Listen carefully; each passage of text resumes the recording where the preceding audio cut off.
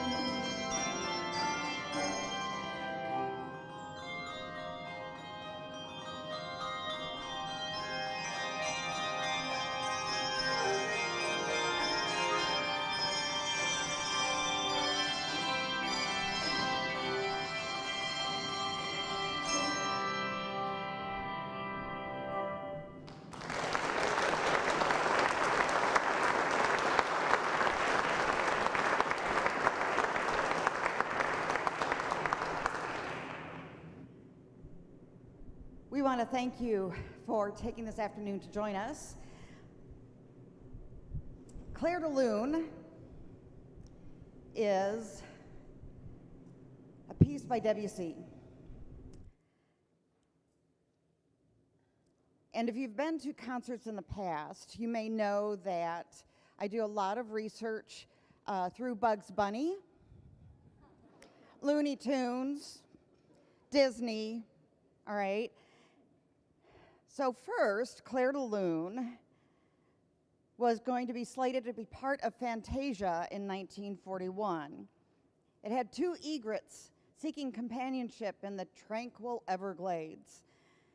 Then it was cut because it was too long. In 1946, Disney did a remake to be included in Make Mine Music as a Blue Bayou segment. In 2012, you might remember that it was in the World Champion Ice Skaters. In 2001, they used Clair de Lune as Ocean's 11's fountain scene. In 2015, the Looney Tunes created a Clair de Lune, this kind of loon. Not this kind of loon.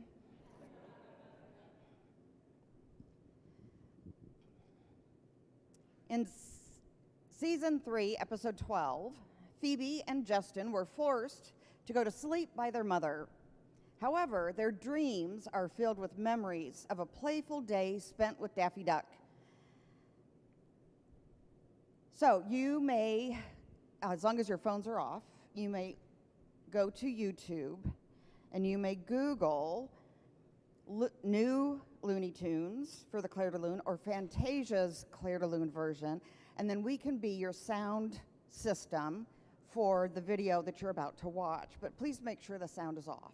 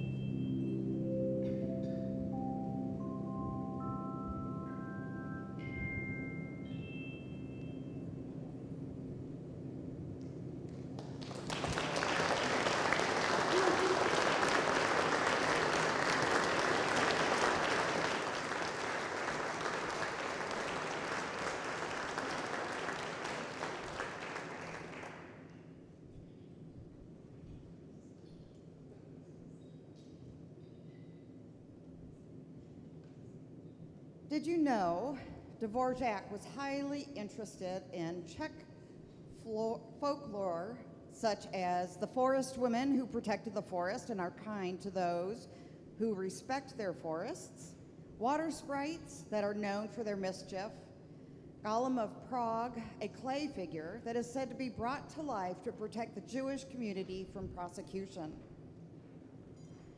Composer Johannes Brahms was instrumental in helping Dvorak gain success. Dvorak was a train spotter with agoraphobia. Do you know what that is? For those of you that don't, it's someone who has fear of open spaces. Now, I don't know where else you can find a train, but apparently he did.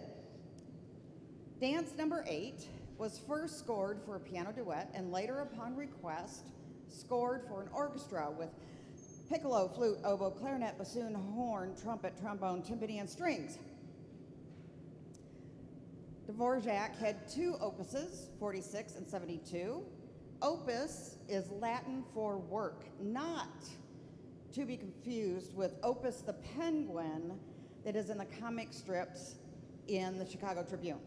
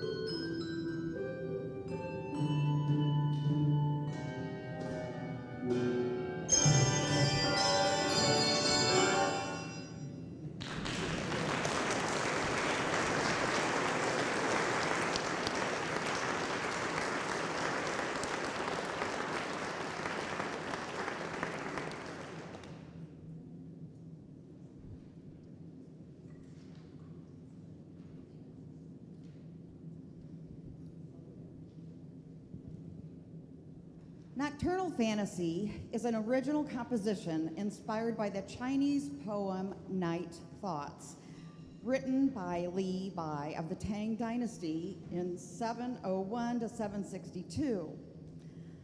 I wake and moonbeams play around my bed, glittering like hoarfrost to my wondering eyes.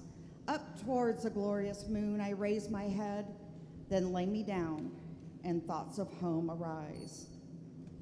The 16th note opening figure represents a quiet stream with a reflection of the moon in the water. The quiet, meditative, nocturnal atmosphere gradually transforms into a fantasy with a quick and energetic section. The music recaps majestically with triplets and continues to build to a strong and final statement. This is how Emily Lee musically interpreted the poem.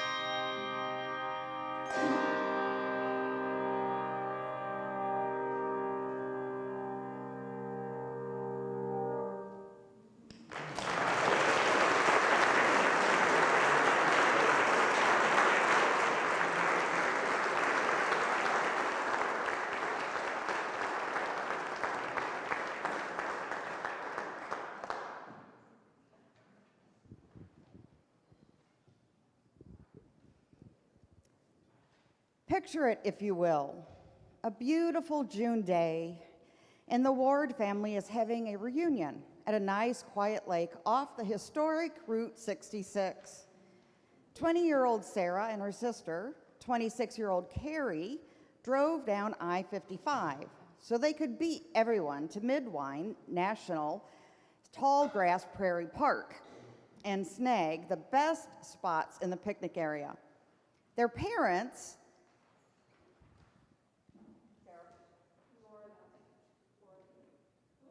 we don't know what to call her dad. All right, I think it's Pete. Okay, Pete and Laura drove down Route 66 so they could take their time reminiscing and enjoying the scenery.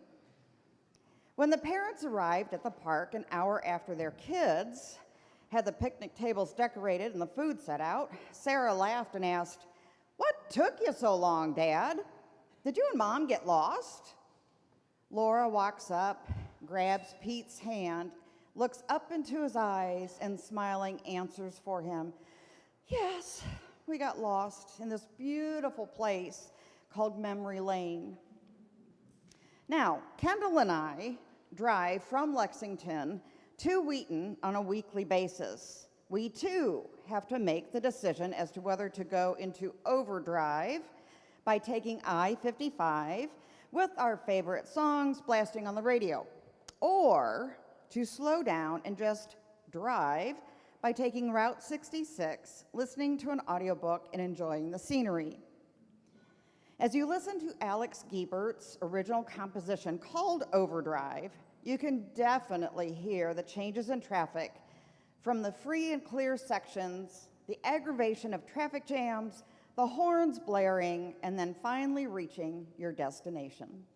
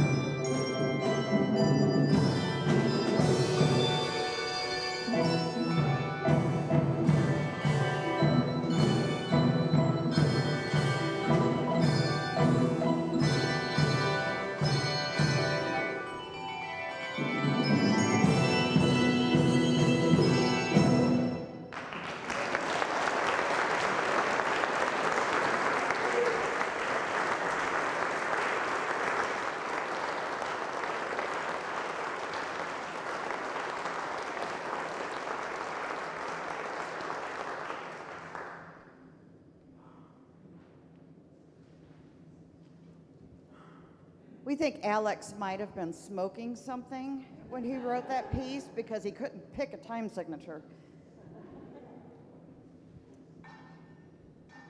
First of all, the Bible warns us that when we speak of angels, we need to treat the subject with respect. So I'm respectfully posing a question here. I want you to imagine that, like Gideon in Genesis 9, you meet an angel for lunch. Gideon served the angel bread and soup. At first, Gideon did not realize that he was speaking to a spiritual being. He thought he was just talking to a man. If that was your assumption, you might say to the angel, "So what do you do?" What is your job? How do you think he would have answered? Would he say, well, I'm an angel? Probably not. Angels, according to the Bible, have all kinds of different jobs. Some are mighty warriors, some are bodyguards. As far as we can tell, the bodyguards sometimes work as teams, like the Secret Service, and sometimes as individuals, like Kevin Costner. Some angels take people from this world to the next. Others are messengers. A lot of angels work exclusively in heaven. They serve on the praise team. Oh, and about that bread, Gideon ate his. The angel's bread was consumed by fire from heaven.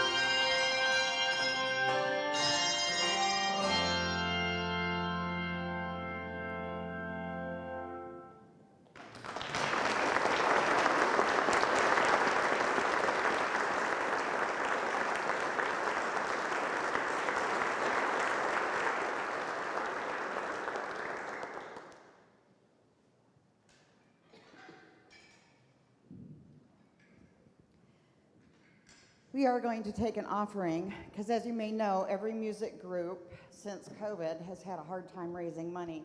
So if you would be so kind, we will keep playing if you keep adding money to the plates. We are now going to break during the offering and have a trio come forward, which is not printed in your programs. The composer of this next piece, Larry Sue, is the founder of Low Ding Zone. Do you get it? You have to be in the bass clef only. All right, so all the big bells, we're pretending these are big. He was the first bass-only handbell ensemble based in California. So what we call middle C on the piano, bells call it a C5, and that weighs 1 pound. A C4, which would be bass C, weighs in at 3 pounds.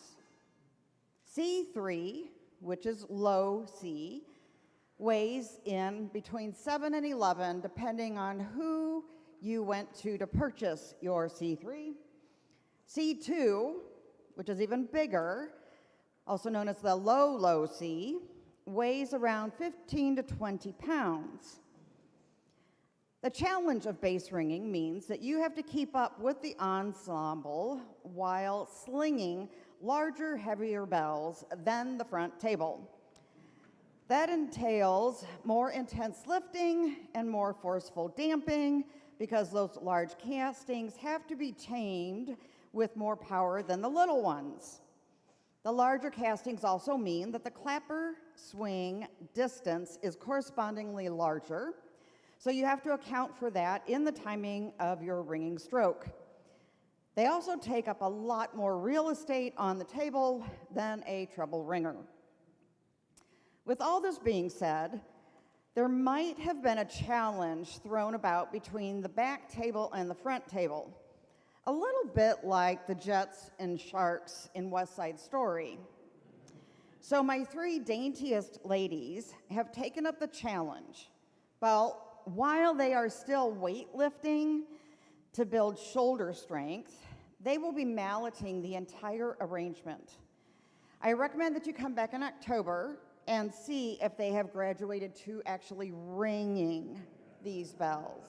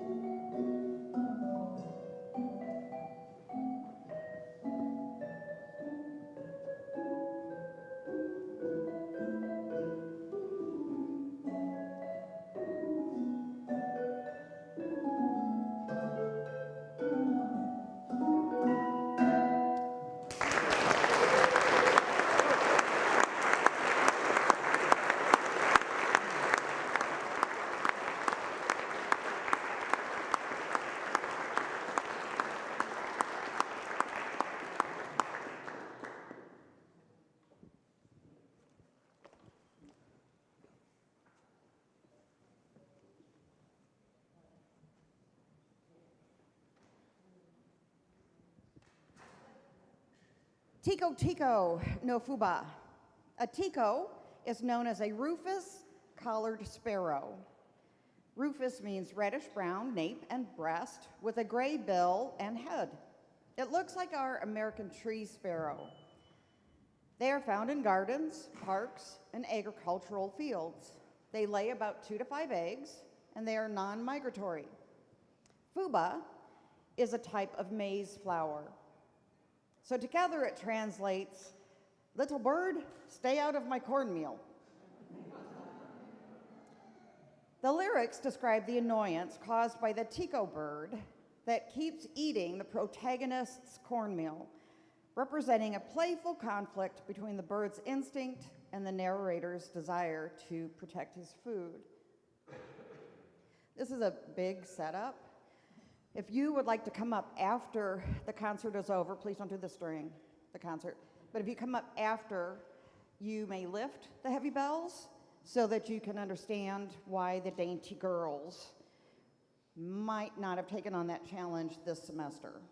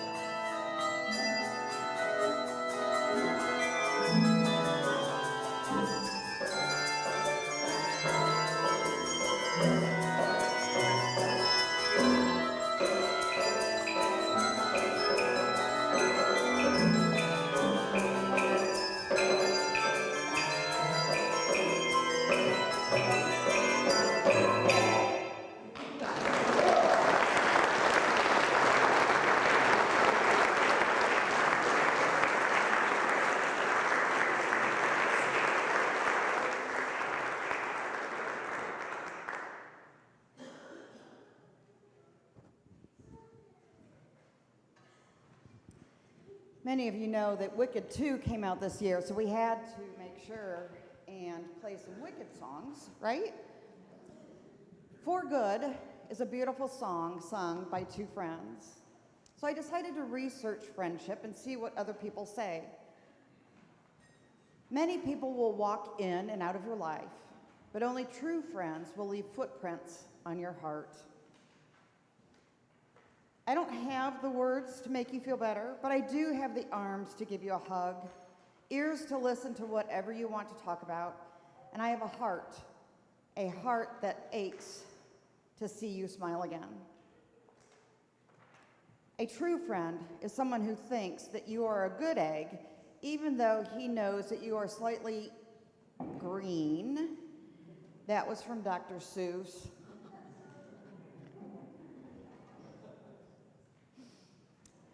When we honestly ask ourselves which person in our lives means the most to us, we often find that it is those who, instead of giving advice or solutions or cures, have chosen rather to share our pain and touch our wounds with a warm and tender hand.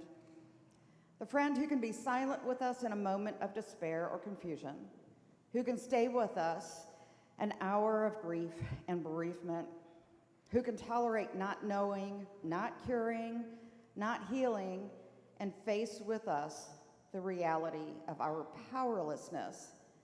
That is a friend who cares.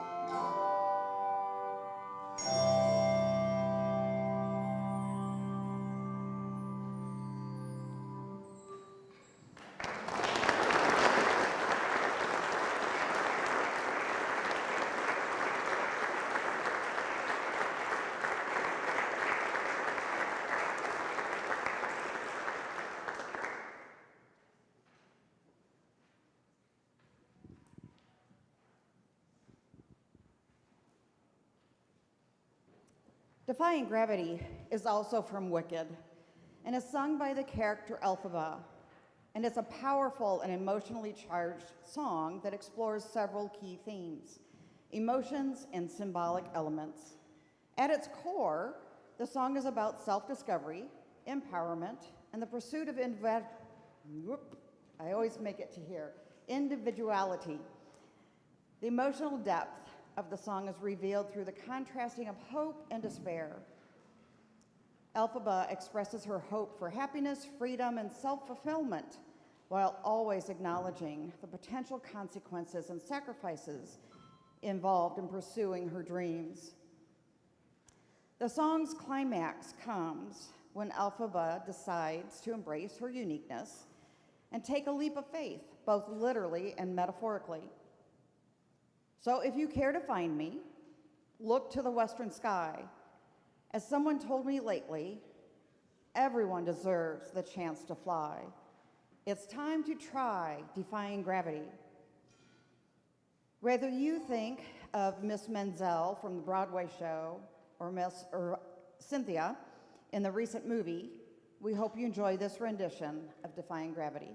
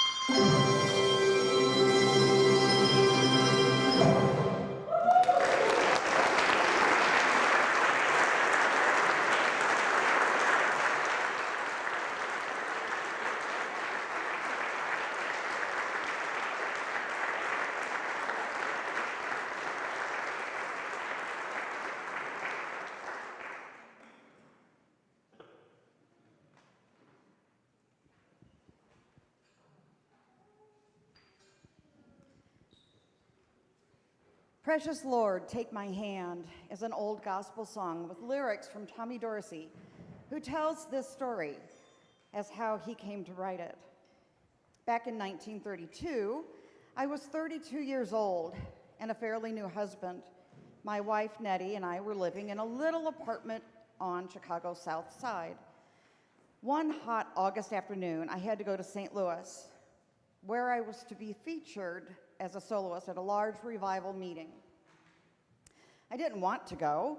Nettie was in the last month of pregnancy with our first child, but a lot of people were expecting me in St. Louis.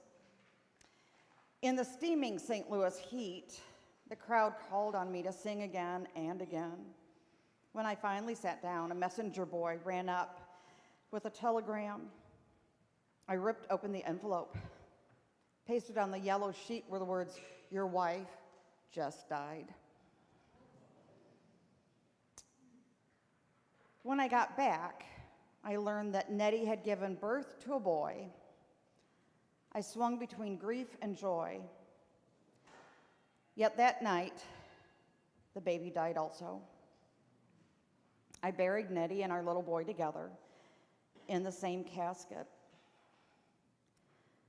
Precious Lord, take my hand. Lead me on, let me stand. I am tired, I am weak, I am worn. Through the storm, through the night, lead me on to the light. Take my hand, precious Lord, lead me home.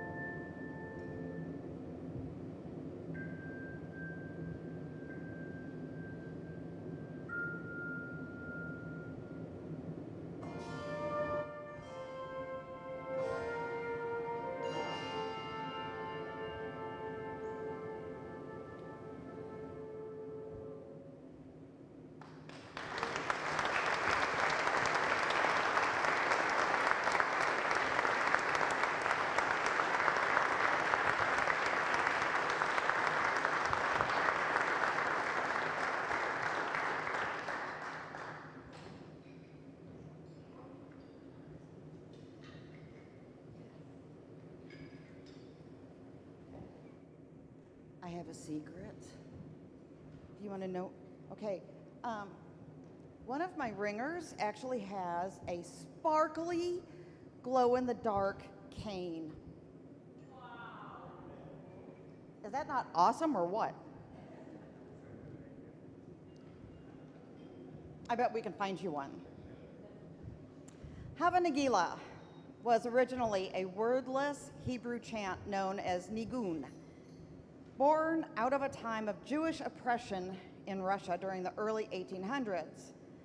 The nigunim were upbeat songs designed to remind the Hasidic community to live lives of joy in the midst of terrible circumstances.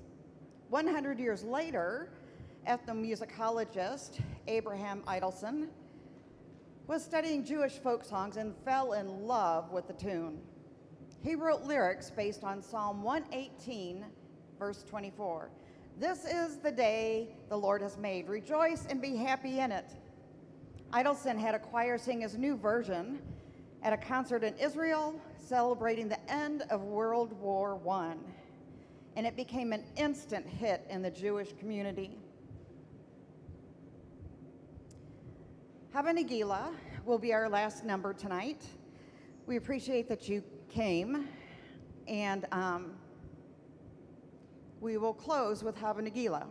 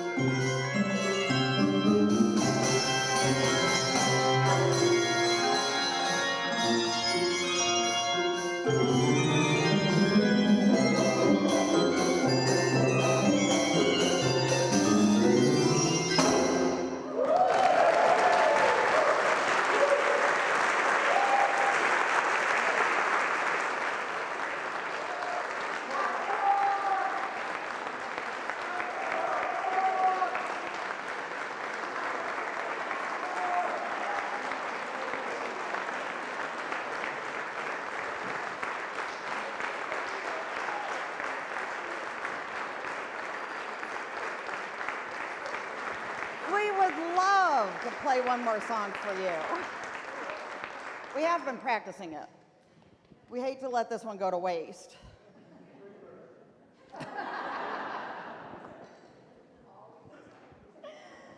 We want to thank Paul Rope